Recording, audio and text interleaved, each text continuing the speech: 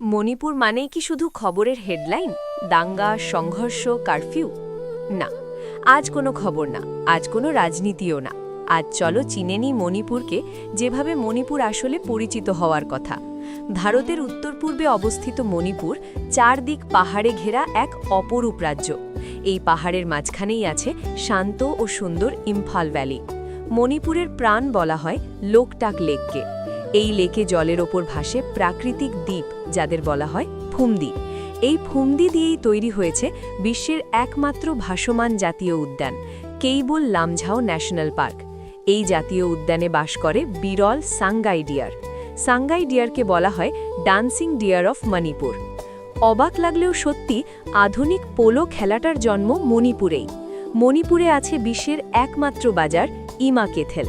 এই বাজারের সব দোকান চালান শুধুমাত্র নারীরা। এখানে এখনও জীবন্ত আছে প্রাচীন থাং তা মার্শাল আর্ট।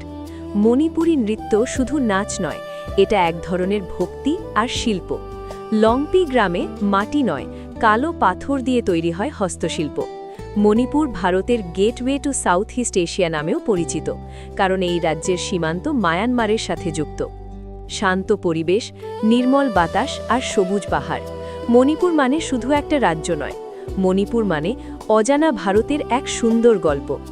আমরা মণিপুরকে চিনেছি শুধু সমস্যার সময়, কিন্তু মণিপুর তার থেকেও অনেক বেশি।